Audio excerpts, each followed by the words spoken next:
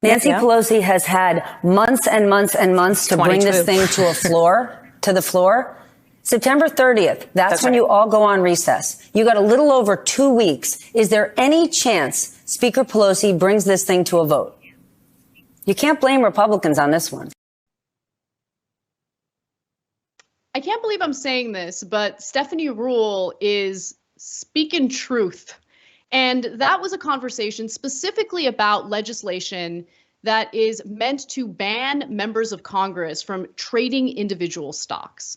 And this is an issue that is near and dear to my heart because while we certainly do talk a lot about how money in politics corrupts our politicians and makes them even more disconnected from the constituents they were elected to serve, the issue with them also profiting off of the very companies that they should be regulating is a huge issue that we need to address. And there's been a lot of backlash toward reports that members of Congress have been trading individual stocks that they have been weighing in on legislatively. So there are conflicts of interest there. And I also think that there is some insider trading going on. So there's been backlash in regard to that as well. Now, Stephanie Ruhle was speaking to a Democratic representative, a congresswoman by the name of Abigail Spanberger. And I think it's important to hear what she has to say in response to the question and statement from Ruhle. Hey, you guys are in charge. You guys going to do something about this? You can't blame Republicans. Here's what Abigail Spanberger had to say. If the speaker wanted to bring it for a vote this week or this month, she certainly could. And so we've seen kind of stall tactics along the way. There was going to be a committee hearing. There was going to be additional legislation introduced. We haven't seen that. The House Administration Committee was going to take action. We haven't seen that. It's very straightforward. There are many industries, many places, many journalists who, in fact, can't buy or sell individual stocks because of the potential conflict of interest, depending upon the subject matter that they cover. Yeah, and let me be clear. It's not a potential conflict of interest. It is a conflict of interest. As a legislator, it is your job to ensure that corporations aren't being abusive to their workers. You're supposed to keep your constituents, the American people, safe from exploitative behaviors from corporations. Like, that's part of the job. And it's really difficult to do that when the reason why these employers, the reason why these companies and corporations are as abusive as they are to their employers is because they're always looking to cut costs associated with labor to do what? Maximize profits. And they maximize the profits for their shareholders. They literally have a fiduciary responsibility to do just that. And so if you have members of Congress invested in individual stocks, they're going to want to protect that profit motive.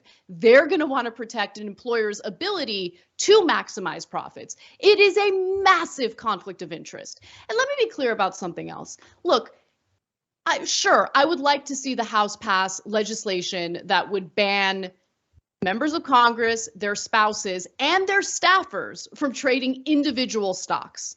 Now, do I think it's going to happen? No, I don't think it's going to happen. Maybe the House will pass something. There's a Senate version of the bill in the works as we speak. But does anyone really think that there's any possibility that this kind of legislation would pass in the Senate, considering the filibuster? So unless we do something about that legislative filibuster that requires 60 senators to vote in favor of something in order for it to pass, we're never going to get legislation like this through Congress, period. That is the reality of the situation. So when you see Democratic politicians boast about how they're introducing this legislation, it's really important to understand that it's really nothing more than a little PR stunt. Because you got to focus on the first order of business. And the first order of business is, okay, what are the obstacles in the way when it comes to attempting to pass this legislation? So I want to go to Nancy Pelosi now, because if you can recall, Nancy Pelosi, in the very beginning of this whole debate, was very dismissive of the idea that members of Congress should be banned from trading individual stocks. In fact, she was asked about it during a press conference, and here's how she handled it. Insider just completed a 5-month investigation finding that 49 members of Congress and 182 senior congressional staffers have violated the Stock Act, the insider trading law. I'm wondering if you have any reaction to that, and secondly, should members of Congress and their spouses be banned from trading individual stocks while serving in Congress? No, I don't know to the second one.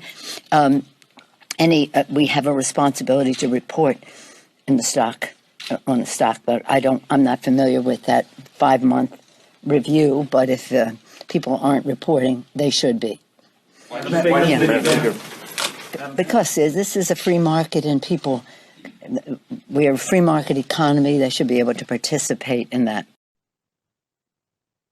Yeah, we're a free market economy, so we should be able to participate in massive conflicts of interest by personally investing in individual stocks that would, of course, corrupt us and lead us to pursue our own personal financial, priorities over the best interests of the people who elected us into office. So, that was an abysmal, terrible response. But then she changed, right? All of a sudden, her rhetoric softened when it came to this issue. And she said that she was far more open to the idea of passing such legislation in the House, although that legislation hasn't been introduced, it hasn't been debated, it hasn't been voted on. What gives? Well, Pelosi was asked about that today, and here's what she had to say about it. Just because somebody introduces a bill doesn't mean it becomes the law of the land. There's been discussion about it, and just recently this morning, actually, the committee, we've been going back and forth, and they were refining things and talking to members about what they think will work, and we believe we have a product that we can bring to the floor this month.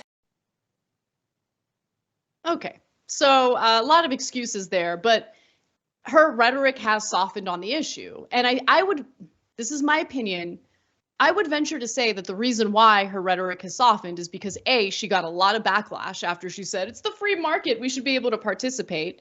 And B, she knows that this is not ever going to pass unless something happens with the legislative filibuster in the Senate. Now, as I mentioned earlier, the Senate is working on its own version of this legislation, which is unlikely to pass because there's no way 60 senators would vote in favor of it. But to further prove my point that Nancy Pelosi isn't really serious about wanting to pass this kind of legislation, she called on Representative Lofgren, of course, another Democrat, to essentially reconcile the Senate version of the bill and the House version of the bill. And if you look at the stock activity of Lofgren and her husband, conflicts of interest. Not the person that I would put in charge in making sure that, we reconcile both versions of the bill and get something passed. And it's because I don't think they're serious about getting anything passed. Now, I do want to get into an investigation, a good investigation actually, done by the New York Times on this issue. And I love this kind of data because it just shows you how corrupt Congress has become. And again, it goes beyond money in politics. It goes beyond campaign donors. You also have to focus on their own personal financial interests, right? So let's take a look at the first graphic here because they looked at stock trades between 2019 and 2021. And they found that from 2019 to 2021, 183 current senators or representatives reported a trade of a stock or another financial asset by themselves or an immediate family member, meaning their spouse or their dependent children, right? Or not dependent children, just their children who live with them. It doesn't even have to be someone they cite as a dependent. But if you break it down further, the New York Times found that more than half of those members of Congress sat on congressional committees that potentially gave them insight into the companies whose shares they reported buying or selling. And again, this is analysis by the New York Times. So that's 97, okay? Almost 100 current senators or representatives who have reported trades of individual stocks, either by themselves or members of their immediate family, that intersected with the work that they do in the committees that they serve. So going back to Abigail Spanberger and it might give the appearance of a conflict of interest. No, it is a conflict of interest. It's a massive conflict of interest. And I want to provide specific examples of that, okay? So over the 3-year period that the New York Times looked at, more than 3,700 trades reported by lawmakers from both parties posed potential conflicts between their public responsibilities and private finances. So let's go ahead and look at their trades. Let's look at their trades, okay? And by the way, this is a bipartisan issue, okay? This is not a let's attack Democrats, let's attack Republicans. It's a let's attack all of them because they're all doing it kind of situation, okay? So Representative Alan Lowenthal's wife disclosed that she had sold Boeing shares on March 5th of 2020, which was, conveniently one day before a House committee on which he sits released damaging findings on the company's handling of its 737 MAX jet, which was, of course, involved in 2 fatal crashes. Yeah, I don't know. Timing seems a little shady here. Could there be, number one, of course, conflict of interest, but also insider trading, which if we were accused of insider trading, we would be prosecuted. Okay, and it wouldn't be by a Senate ethics committee or a House ethics committee. It would be by, the Federal Trade Commission. They would be investigating to see if there was any insider trading happening. Even if you're a celebrity like Martha Stewart, you engage in insider trading, you will be prosecuted and you will spend time in prison.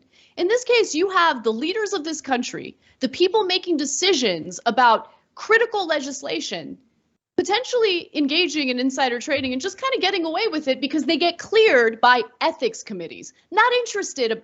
It's like the same thing that you see with police departments or specific cops who have been accused of excessive force, getting investigated through an internal group of people, an internal investigation. I'm not interested in an internal investigation. I'm interested in a real investigation to see if there's criminality here, if there's insider trading going on. Let me continue. Dr. Deborah Malumid, the wife of Lowenthal, the Democratic lawmaker Alan Lowenthal, bought or sold Sunrun, which installs solar energy systems in homes, on 97 occasions during a years-long period. During that time, Sunrun shares experienced 2 rallies, one that began late in 2019 and extended into early 2020. Keep this timing in mind, it's important. And a second, much bigger one after a market-wide rout caused by the outbreak of the coronavirus pandemic in March, okay? Now, in 2020, Lowenthal got real busy, okay? Promoting what? Renewable energy. So in 2020, Lowenthal, a member of the House Committee on Natural Resources and the chairman of an energy-related subcommittee, was part of a bipartisan group that pushed for the inclusion of renewable energy companies in pandemic relief measures. Many of the protocols eventually passed last month as part of the Inflation Reduction Act. And guess what? That, of course, is going to mean, especially if you're invested in renewable energy companies like Sunrun, you're going to profit off of it because the government has just passed policies that prioritize renewables, including solar energy, wind, and in this case, companies that Lowenthal's wife had invested in. Now, in June of 2020, he also co-sponsored a bill to provide tax incentives for using renewable energy, but that never received a vote. Now, Sunrun shares began rallying about that time. By October, they had reached what at the time was a company high of $80 per share. They cost only $9 per share when Lowenthal's wife bought those shares earlier that year. So you can understand how much of a profit they made. But again, it's not just Democrats. Republicans are involved in this shady activity as well. Representative Mike Kelly's wife, Victoria Kelly, bought $15,000 to $50,000 worth of stock in the mining company Cleveland Cliffs, just one day after Representative Kelly's office learned that the Commerce Department would initiate a tariff investigation that might benefit the company. Representative Kelly had lobbied Trump's administration officials for additional tariff protections, according to an ethics office report. Kelly's purchase was the only trade she made in an individual stock that year, records suggest. She took a nearly 300% profit when she sold 8 months later. No, I'm sure it's totally innocent. I'm sure there was nothing wrong with those stock trades. I'm sure it had nothing to do with insider information that obviously we're not privy to. I'm sure it had nothing to do with the fact that, we're talking about an individual who gets to weigh in on policies that have impacts on the companies that he's invested in, his wife is invested in. So look, it's a necessity. It's incredibly important to pass this legislation, but we also need to be real about whether it's going to pass, how it would pass, and any Democrat who purports to be in favor of passing this legislation, but fails to address the very real problem of that legislative filibuster in the Senate is full of it. Again, it's nothing more than personal marketing for their campaign purposes and nothing more.